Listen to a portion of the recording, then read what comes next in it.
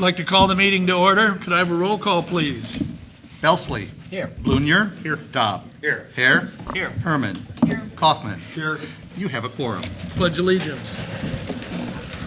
I pledge allegiance to the flag of the United States of America and to the republic for which it stands, one nation, under God, indivisible, with liberty and justice for all.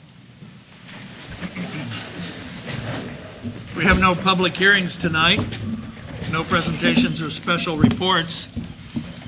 I'm going to guess there aren't too many public comments. Mary, you want to keep it down out there? You know, we're trying to work here. I guess I'll just skip this. We've got on the consent agenda approval of the minutes, approval of the bills. We've got the prevailing wage rate to approve, which we are required to approve every year. And last meeting we gave the plaza, the Memorial Plaza, but we didn't officially vote for it, so I put that on the consent agenda too. Could I have a motion to approve the consent agenda? So moved. Second by Belsley. Any questions or discussion? Call it, please. Belsley. Yes. Blunier. Yes. Dobb. Yes. Hare. Yes. Herman. Yes. Kaufman. Yes. For the village president, I just have the contribution of $5,500 to the VFW was never officially approved. Can I have a motion to do so? So moved. Ginger, second by Doug. By who? Dobb. Mr. Doug. Any discussion?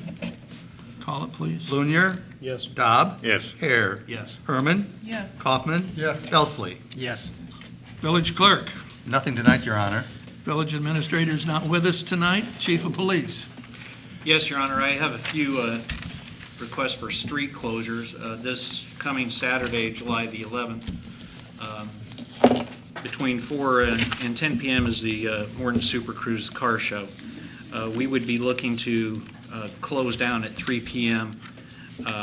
Part of South Main Street between Jefferson and Washington Street. The southbound lanes are the west half of Main Street. We would close off where vehicles, part of the participants would park their vehicles. And then the northbound lane, the east half, we would turn it around and make that one-way southbound traffic only. This is the same that we have done in past years for this, and additionally, West Adams would be closed between South Main and Plum Street, and the participants would park their cars on that. Though it says 10 o'clock, typically they're out of there about 9. Once the bugs start coming out, they like to get their vehicles off the road. So I would ask for a motion to So moved. close this. Second. Second by Sam. Any discussion? All I can say is that's really one of the best antique car shows I've ever seen, and I've seen some in some big cities, but that one is just great. Susan does a nice job with that. I got a question about it. Shoot. Didn't we some time ago give the police chief the authority to do these closings without bringing them before the board? Yes, we have, if it's been done in the past, but I'm going ahead and Okay, I was going to say, because we've always done it before and didn't bring it up to a board vote. Okay. Well, that's a good question, though. I mean, there's no point in voting on it if we don't have to. I believe by your code, and while I don't have it memorized offhand, I'm relatively certain your chief has vested authority to approve closures. It is on the agenda. There have been some that have spoke ill of the chief for not making these more known in advance, so I don't know if that factors into how you decide to vote on it. It's on the agenda. You can vote on it. You wouldn't have to because the chief does have the authority, I believe, under your code. okay, I'll move Why don't forward. you read them all, and we'll vote on all of them. The next one is the barbecue throwdown. It's between Thursday, July 23rd and the 26th, which is Sunday. The 24th and 5th are the actual dates of the event, but we start closure of the streets on the 23rd, and we open everything up on the 26th. With the 25th, after the participants have left Jefferson Street, it opens back up. And it's typically in the 5 o'clock area when that's done. And then third, this is a new one to the event, and that is the Kiwanis Soapbox Derby, and that's going to be on South First Street between Penn Street and Wick. In years gone past, we used to have this location for a soapbox derby on Friday night of the Pumpkin Festival. It later moved to South Plum Street, and eventually the chamber dropped the event altogether with lack of participation. They believed that we were going to have enough to participate, so we would add this to that, and this one is a new one. So I would ask for a motion So moved. to do that. Second. Trustee Kaufman made a motion to approve. Would you extend your motion to approve all of these? So moved. And Mr. Yes. Mr. Trustee here will also. Are this there be any a voice questions vote? on any of these? All in favor? Aye. Opposed? Thank you. I have one more thing, Your Honor, before you go on. Go. Though it's not on my agenda, and there's a reason for that as I go forward. I can't help look at these events and asking for the permission for the street closure without thinking of one of our village family members, which passed away a little over a week ago. Tony McMurtry, who was an employee of the Public Works, and though he was an employee of mine, he and I worked very closely together on all the events, as well as working with Susan with the tourism. He was a key employee for the village. He exhibited dedication, passion, and knowledge for his job. We recently had a hazardous waste drop-off, and I think by all accounts it will be viewed as a success. One of the major reasons for that was Tony. Again, his dedication to the job. He took care of all the signage to posting, alerting the public of where that was.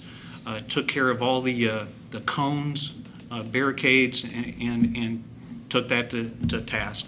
Like I said, he and I worked very closely on many events, and though the traits in which he exhibited are shared by many members of the village's employees, and that is one of the reasons why the Village Morton has such a quality workforce. Tony was a little bit of notch above of all those, and he will be deeply missed by myself, my department, and I know the other departments, and though it's not known by the community itself, they're going to miss the work that he did for them. So I just wanted to let you know. Thank you. Council. Nothing tonight, Your Honor. Director of Fire and Emergency. Thank you, Your Honor. I have one item on the agenda for tonight. It's a resolution which would adopt a change to our existing mutual aid agreement through the mutual aid box alarm system. This agreement has been in place for more than 10 years and gives us a common mutual aid agreement, not only with our neighboring departments, but with technically departments, about 1,100 departments across the state of Illinois. So it's pretty vast. All of these departments are being asked to make this change, and the reason for this change is to allow there to be some billing in between departments in the event of a disaster after a department were to offer mutual aid for 8 hours or more. And the reason for this change is that it was realized that in Illinois, if there's to be reimbursement through either the state or the federal government following a disaster, that is just that, it's reimbursement. And our existing mutual aid agreement doesn't allow for any charging between the departments. So thus, there was no reimbursement to be made and technically didn't qualify. So on a day-to-day basis, this won't have any impact on our department or any other. But in the event of a disaster, it allows for that transaction to take place to be eligible for reimbursement. Do you need a motion? Please. So moved. Second. Ginger, second. Any discussion? Call it, please. Hare. Yes. Herman. Yes. Kaufman. Yes. Belsley. Yes. Blunier. Yes. Dobb. Yes. That's all I have. Thank you, sir. Director of Public Works. Several items tonight, Your Honor. First in your packets is the Public Works recap for the month of May. And item B, all of these going forward here are the Detroit Avenue widening project. So everything listed here is the last of what's needed to construct the project. And as you've seen out there, we've already started water main, beginning some of the utility relocates. So if possible, I'd like to list them per item grouping. Is that all right, Pat? So the first is acceptance of right-of-ways. The first one would be Russell and Barbara Roth at 220 Detroit Avenue, and this is for $16,614. The other two is Cynthia Lehman, that's Sam Lehman, and then Bradley Services. Both of those two have indicated they will donate, and we have that paperwork. So with the Roth, that's the only one for this project that was not donated. So those three, I guess I'd ask for approval on those. So, Dobb, second by Leslie. Any discussion? So that entire Detroit Avenue, the only one that didn't donate is the Roth? That is correct. And then as we get into the permanent, well, I guess by them not donating, doesn't the property line change if they were to build a building? They just have to meet all the setbacks of wherever the new right-of-way is going to be. But if they donated it, I want you to explain that to the board for the simple reason, I don't want them to come back on that dumb little diagonal lot and later on them or the next owner want a variance to encroach on that when we paid them $16,000. So I'd like you to explain that.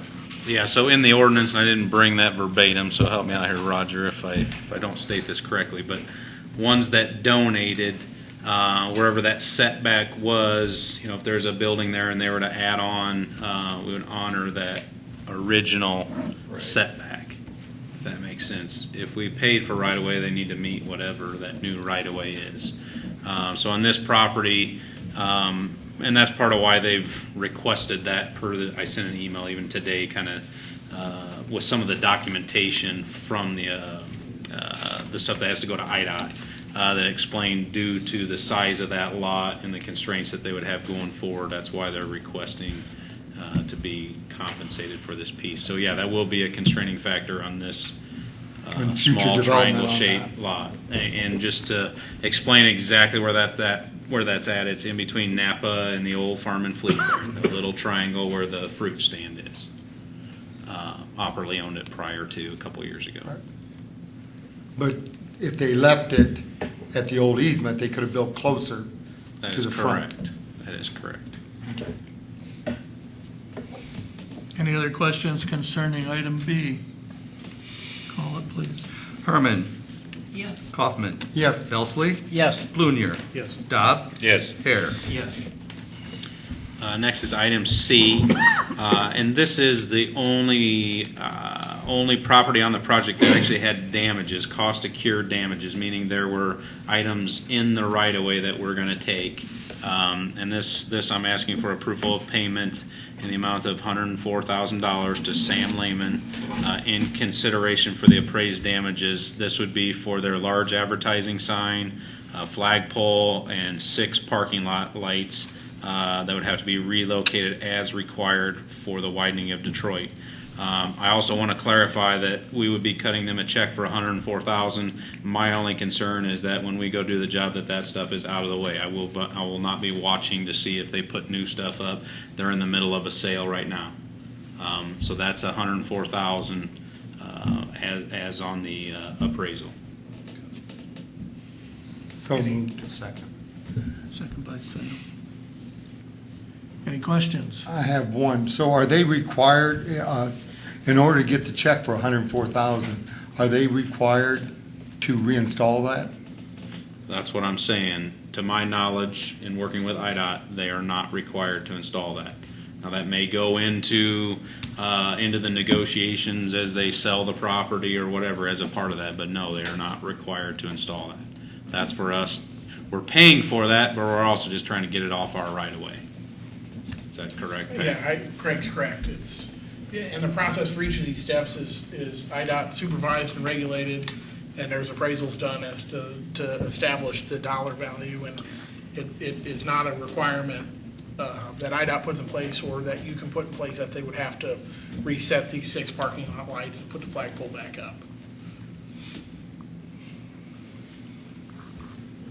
But they did donate the right of way. Yes, they did. Normally I would have asked you this in advance, but how many square feet are they donating? And where I'm going with this is, had we had to buy the right of way, would that have been a lot more expensive than reimbursing them for this equipment? The right of way, there's been multiple appraisals done on this property. And we're about 120,000 is the appraised value that I've discussed with IDOT, that they were given a note for that it's worth that amount.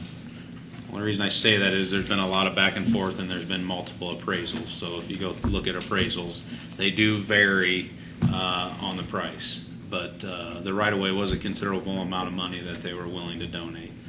They just weren't willing to let go of the damages. Keep in mind, they wanted that sign relocated. I believe I've been working on this project since I started here, so about 4 years ago. So it's been a long process, a lot of back and forth. But they definitely, in negotiations, want paid for the damages. So it was over 200,000 if we were to get right away and damages, and that's not including the easements that we're getting also. Any other questions? Call a question. Kaufman. Yes. Belsley. Yes. Blunier. Yes. Dobb. Yes. Hare. Yes. Herman. Yes. Next is item D. This is acceptance of all the temporary easements. I'll just list them real quick. Cynthia Lehman, Engineering, Design, and Development, which is Chuck Rinkenberger on Jefferson, Glenda Cruz and Sherry Bliss, James Dean Corporation, MPEC Equity Holdings, O'Reilly Auto Parts, Kaler Enterprises, Ameren, Illinois, Chicago Trust Company, which is the entrance to Morton Plaza, and the Morton Park District. So I'd like to ask for acceptance of these temporary easements, which were all So donated. moved. Second? Second. Belsley, second. Any discussion on these? Call a question, please. Belsley. Yes. Blunier. Yes. Dobb. Yes. Hare. Yes. Herman. Yes. Kaufman. Yes. Next is item E, and this is acceptance of a permanent easement from Engineering, Design, and Development. This is Chuck Rinkenberger at 1001 West Jefferson, and this is for some drainage work. So I'd like to ask for acceptance of this permanent easement. So moved. Can I have a second? Second. Tom, second. Any questions? Call it, please. Blunier. Yes. Dobb. Yes. Hare. Yes. Herman. Yes. Kaufman. Yes. Belsley. Yes. And then lastly, these are, this is acceptance of both permanent and temporary easements on these properties. And this would be Russell and Barbara Roth, the same property as before. And then TN property, which is the location of the old farm and fleet. The permanent easement is for the drainage structure there. So I'd like to ask for acceptance of both of these on on both of these properties. Can I have a second? Second by Dow. Who did you have moved? Kaufman. And then who was the second? Dow. Mr. Dobb. Yeah. Questions? Well done, Craig. On all that work. Just to add to that, we've been moved to possibly a September letting, which is most likely, most of the construction you would see is next year. So now that these are approved, I'll be working with IDOT. It's a book of documents that we'll be looking to get certified from IDOT. That's been in the process, and then we'll be good to go on this project. So thank you. Call a question, please. Dobb. Yes. Hare. Yes. Herman. Yes. Kaufman. Yes. Belsley. Yes. Blunier. Yes. That's all I have tonight, Your Honor. Planning and zoning. Three items tonight, Your Honor. The first being a special use permit. And this was one that we had approved last year, but the project never started. So it lapsed, and so they've gone back to the Plan Commission, which they did last Monday night. And this is for the car wash that would be located between KFC and Pizza Ranch on that private frontage road back there. And it was unanimously approved at the Plan Commission for a favorable recommendation to you tonight. Can I have a motion? Dobb, second, Belsley. Discussion? Call it, please. Hare. Herman. Yes. Kaufman. Yes. Belsley. Yes. Blunier. Yes. Dobb. Yes. Thank you. The second item is regarding the plat that's in front of you there on the table. This is about approximately 4.5 acre site on Queenwood, and it was a former church building, and there was a house moved to the northeast corner of that property up by Queenwood a number of years ago from Blessed Sacrament. So basically what this plat's going to do is create two parcels, one containing the house and then the 4.13 acre parcel that was the former church property. It's zoned R2. It meets all the requirements. It has utility easements are being dedicated and should be good. Motion? So moved. Second? Belsley, second. Discussion? Call the question, please. Herman. Yes. Kaufman. Yes. Belsley. Yes. Blunier. Yes. Dobb. Yes. Hare. Yes. Last item is, and you have a copy of that in your packet, we're taking out 5 words in our variance portion of our ordinance that allows variances for signs. Since we changed our sign ordinance for attached signs, there aren't any height variances of any kind that you can ask for now regarding signs. We, a number of years ago, changed the opportunity for someone to ask for a variance on a freestanding sign. So all we're going to do is take out those 5 words, and we will be, well, 6, I should say. So pretty simple. We'd have done this the last month, but when we made our legal notice, it was a little too specific, and we couldn't quite wiggle it in there. So now we're here again. So So moved. Second, Belsley. Discussion? Please call the question. Kaufman. Yes. Belsley. Yes. Blunier. Yes. Dobb. Yes. Hare. Yes. Herman. Yes. that's all I have tonight, Your Honor. Village trustees, trustee Belsley. I just wanted to update the board on the redevelopment of the former Westmore Nursing Home property with recent news that the developer of record, the Miller Valentine Group, has obtained their building permits and construction should start soon. That's encouraging and good news, I know, for the community and certainly the neighborhood as we followed this progress and the development unfold. And what they're proposing, just to refresh everyone, their memory is 59-unit senior residential complex, and you're looking at an investment in the neighborhood of $11 million. Construction should start very soon, literally mobilizing probably within the week. You'll start seeing some activity there. And the construction timeline is looking at approximately 1 year from now. And so again, that's good news. There'll be more news forthcoming in the coming weeks, but wanted to just update the board on that this evening. Anything else? That's it. Trustee Blunier. Nothing, Your Honor. Trustee Dobb. Nothing tonight. Trustee Hare. Nothing tonight. Trustee Herman. Thank you. Just one quick item. The clerk asked me to review the executive session minutes from January through June of 2015, which we are required to review and release every 6 months. And I've reviewed them and, made notes to the clerk as to what we can release at this point. So I move approval of Resolution 1015. Second. Second by Kaufman. Any questions? Call the vote, please. Belsley. Yes. Blunier. Yes. Dobb. Yes. Hare. Yes. Herman. Yes, Kaufman. Yes, Anything else? that's all. Thank you. Trustee Kaufman? nothing tonight. I would like us to move into closed session. We have a couple of items to discuss. We do not plan to vote on anything after, so our audience can make their way safely to the exit. All the staff can leave, but I was hoping that Roger Spangler and Craig Loudermilk could stay with us and counsel. May I have a motion? So moved. Second by Belsley. Call it, I guess. Right. Blunier. Yes. Dobb. Yes. Hare. Yes. Herman. Yes. Kaufman. Yes. Belsley. Yes.